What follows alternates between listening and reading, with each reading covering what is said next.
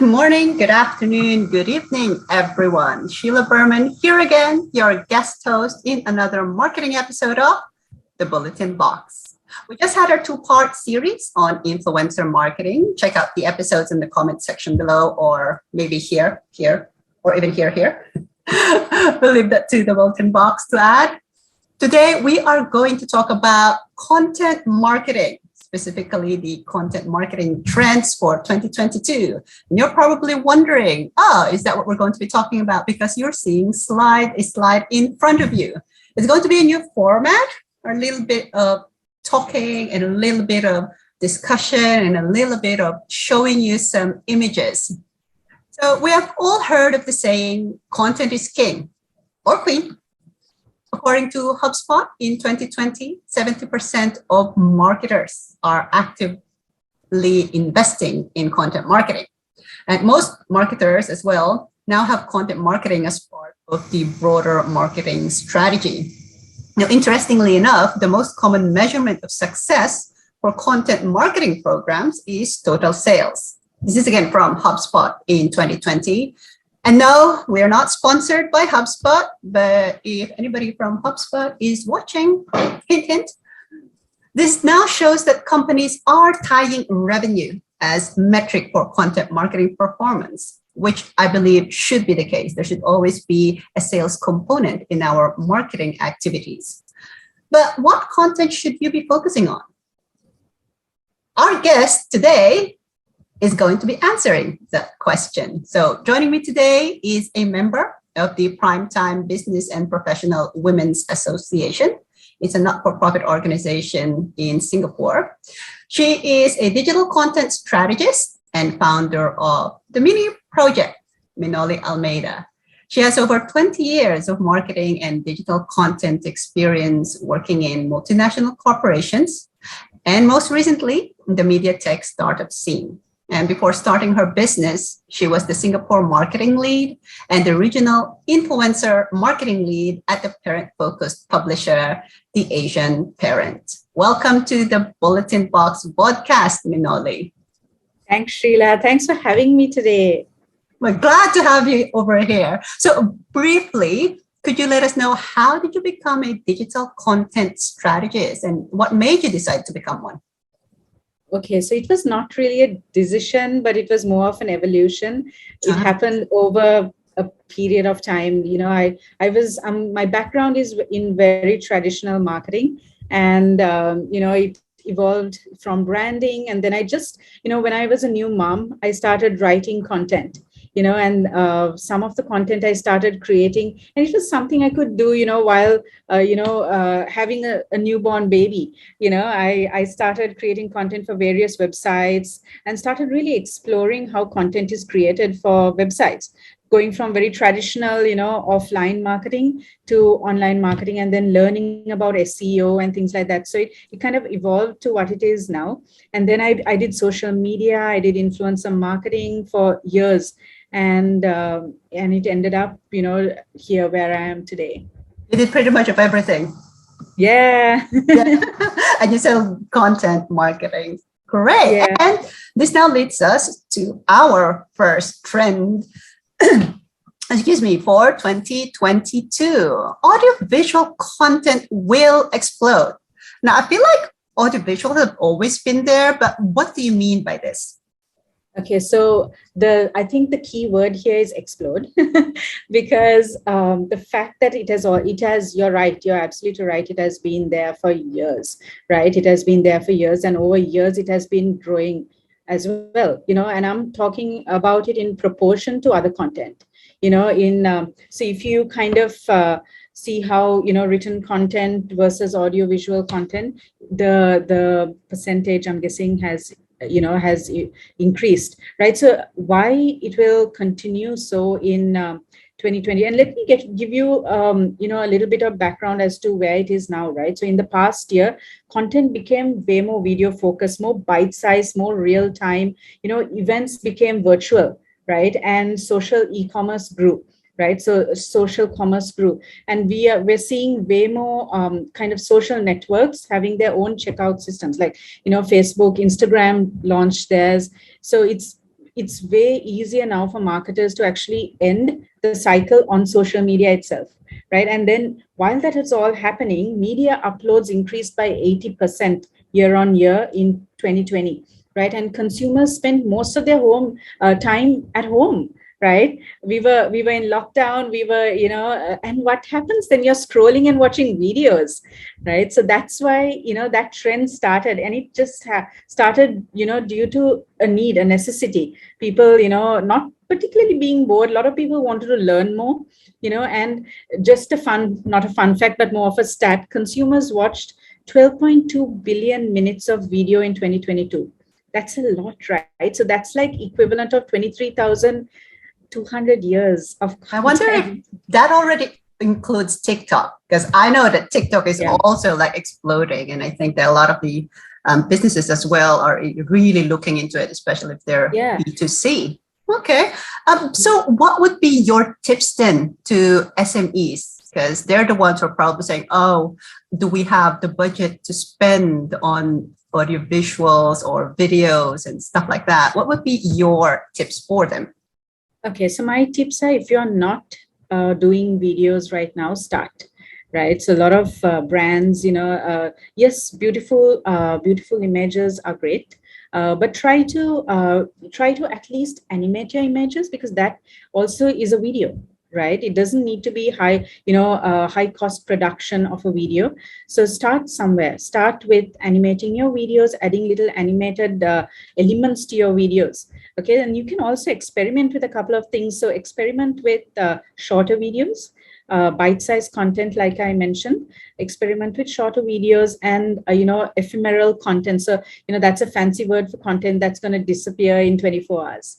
And a lot of people. So that's like on Facebook, Instagram, they have their own Instagram stories. That disappear after a while. So you can experiment with those as well. So what that does is engagement. It keeps your audience engaged.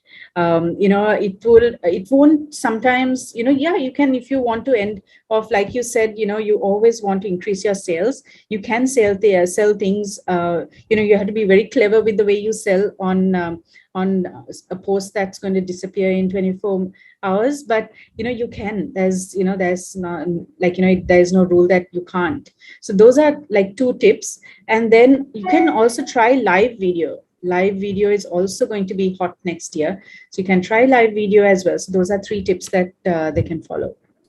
Fantastic. And I actually also tell people, if you have Canva, you can add those animations that you're talking about. So it doesn't really need to be fancy, like you said, as long as something is moving there, it's not static. And then you can, save it as a video. So great. And you already touched on something as well, because you said live streaming, which means that you have to use your mobile. So I guess your second tip or second trend is that mobile will be essential. How essential do you think?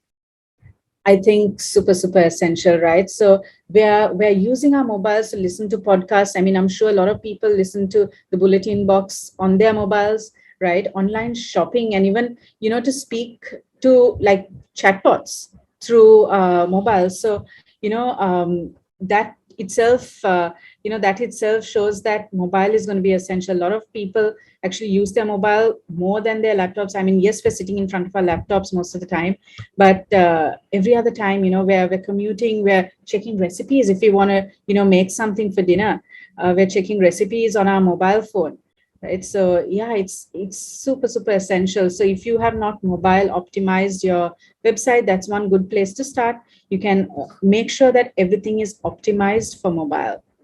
Yeah, and that's actually something that we could actually discuss in depth, how to optimize your websites for mobile, but that could be another topic. So in terms of the third trend, answer the call of Siri and Alexa. Now, I have to be honest, I do not use Siri. I don't use Alexa. And in terms of like users or mobile users even who probably don't have Siri and Alexa, particularly in countries where the internet connection is that strong, what would be your suggestion? What if they don't have this? Sorry? What if they don't have Siri and Alexa? What is going to impact their content marketing strategy? Yeah, I love that question. So yeah, you always get the exception to the rule, right? So this is a trend. It is a trend, and a lot of people will jump on the bandwagon. But yeah, there are big populations, big chunks of populations that don't have access to this and don't really use this. So what then? I would say any marketing trend is it. Yeah, it's a trend, but you need to have a kind of you need to have that in line or together with other things that you're doing, right? So I would say if you look at content marketing as a whole, this is just one thing. Okay, this is just one thing. So you would have really, really good content on your website. You would have excellent search SEO tagged keyword, keyword optimized content that's already there, that will serve the population that you spoke about. So you have to cover all your bases. You have to think about, and I would say even before following trends, you need to understand your audience. So if your audience is, you would know how they search about you. Are they using long tail keywords? Are they using phrases? That would give you kind of an idea if they're using voice activated search. So if they're using, keywords, so the way we search when typing and the way we search when speaking is very different. It's way more conversational. You would ask Alexa something like asking a friend a question. So when you search that, you would know when you do your search, research, you would know how people are searching. So I would say, yeah, a trend is great, but understand how your audience searches and then cater to that audience. Yeah, because a lot of times what I see is that businesses jump on the bandwagon and then they realize, oh, actually our audience is not there. Case in point would probably be Clubhouse, but I might be wrong in the next few years. Okay, so next trend is, because I never joined Clubhouse. Now, there you go. So user-focused content will rule. Now, yes. I think this is very, very important, especially for SMEs as well, where you have a limited budget and you're thinking, okay, which trend should you really be focusing on? I really believe that this should be in top 3. What do you think? I think so too, so why I think that is because of customization, right? Again, to me as a content marketer, my audience and what they read is super, super essential, right? So whatever, you have to always remember, you're not writing for machines, you're writing for people. Even if you're SEO optimizing your content, there has to be a human element to that, right? So the same goes with user-focused content. And that's why user-focused content needs to rule, right? Because you need to be answering questions. People want quicker answers to their questions, right? So you need to be making sure that you're either addressing those through FAQs on your website or through, your chatbot. There could be fancy ways you address the same question. There could be different pieces of content you use to answer the same audience question. You could use infographics on your social media. You could use a quick video that somebody, an influencer responds to. So how you do your content or create your content, there are so many ways of doing it. But the strategy here is to answer those questions through your content. Yeah. And I think one part of that is also, like you said, doing your research. What are the questions that your audience or your customers are asking? I think there is apparently, I think it was an app that I used to use. It's called Ask the Public. I don't know whether you've used that before. And it generates all of these questions that people from all over the world or a specific region ask. And that could be a starting point. Great. Absolutely. Next one. Okay, this one is where I'm a bit of, okay. Yeah. Learn how to engage Generation Z or Generation Z. Whether you're in Australia, you probably say that. Again, wouldn't that only be applicable to those who are targeting Generation Z? Yeah, absolutely. Right. So similar to the other trend we spoke about, which one was that? You mentioned. I think it was the Siri one and Alexa. Yes, yeah. The Alexa question, right? So I think it's the same thing here, right? It all depends on your audience. So the reason, there's a shift. The Gen Zs are growing up, they're starting to use social media. They're starting to, and brands can now market directly to them, right? So why not? So if you are, if you are targeting youngsters, if you're targeting teenagers, then definitely you need to understand how to speak to them. You need to understand how they behave on social media, how they behave online, right? And cater to them. However, if you are targeting, Gen Xers like us, right, or the tail end millennials, right, then you have to understand how to target to us. It's very different. It's very different. So I wanted to actually highlight a few things, right? So first is to understand who these Gen Zs are, right? So they're born between a millennial is born between 1980 and 1995. So I kind of crept into that category. A Gen Z is born between 1997 and 2012. Okay, and a Gen X born between 1965 and 80, right? So the consumer behavior of a Gen Z, I think we should mention this. They tend to be informed. They tend to be way more savvy, right, when it comes to using social media and other platforms. And they tend to be way less attached to specific brands. Because, I mean, think about it, right now, they don't have that spending capacity. So they are cost conscious, but they also want options.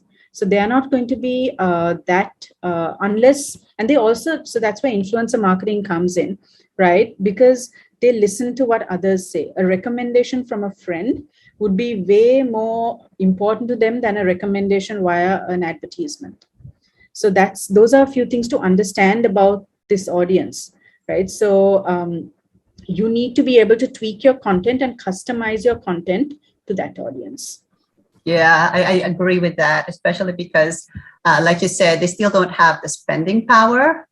But the minute they do, then yes, I will change my perception of that. But right now, I'm probably like, okay, depending again on your target audience. So you really need to understand who your target audience is. And speaking of influencers, so check out the previous episodes on influencer marketing. Okay. We're talking about celebrity influencers as well. So from celebrity influencers to nano influencers. And I think we've seen that, especially the rise of Instagram and TikTok. Do you think that's going to continue? Absolutely. Right. And so one trend that, so just when we thought influencer marketing was, outdated, in came the nano influencers, right? I mean, we expected the bubble to burst, but it just found another way to morph and, kind of bring these nano influencers in. Right. So micro influencers were a huge deal last year and the year before.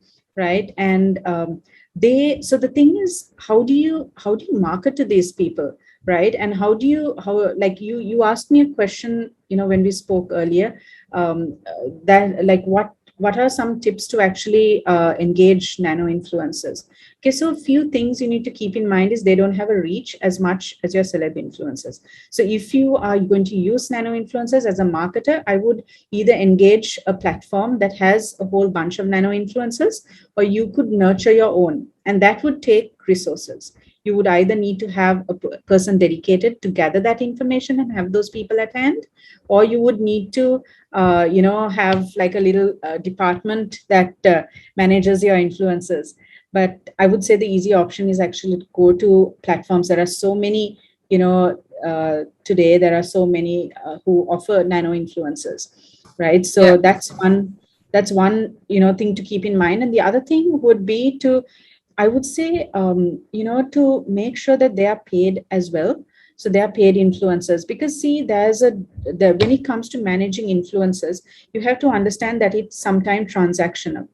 Okay, it's a transactional relationship. And of course, you get this deeper argument about advocates versus influencers, right? And I think you need to nurture them differently. And sometimes influencers are simply advertisers. Okay, and you need to treat them as such and make sure that even if it's a nano influencer, they're compensated for the quality to guarantee quality. Because if you're working with brands, or if you are a brand, you want quality. Okay. Exactly. Yeah. Yeah. So I think this is a topic by itself, and I can, I helped build this Nano Influencer platform when I was at my previous job. And it was fascinating. It was fascinating because we used moms as Nano Influencers. And, we realized we were sitting on this gold mine of a database of Nano Influencers. They're moms, and moms are the best type of influencers because they share so freely, right? Yes. And generously, and we love to share and share our thoughts about products and things we use. So so some tips are to actually make sure that they're compensated. Make sure you go to a proper platform, you use a proper platform, you understand your audience.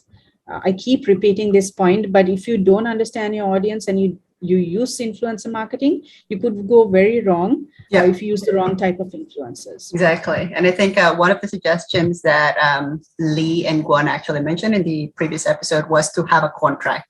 Now, some people might think, that's too much. Yes, but we've already seen what could happen, right? It can go wrong. Some influencers could be involved in a scandal. And because you have a brand to protect, doesn't matter whether you're a big brand or a small brand, but most especially if you're a small brand and you're using that influencer, you'll be like, oh my God, they'll start associating you. So I think both sides, you need to research. If you're the influencer, research the company. And if you're the brand or the company, research on the influencer. And also to treat each other with respect as well. Not just say I'm paying you, you do this or something like that.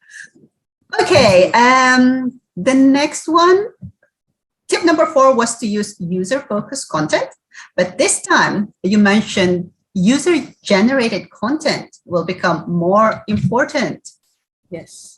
So why? So there are a few reasons this is going to, be more important. One is, I mentioned earlier, Gen Zs, right? They care about what others think, they care about, and the same goes for millennials as well. And millennials make up a lot of, make up big chunks of target audiences for brands. So I would say, then people really care about what their peers think. They care about reviews.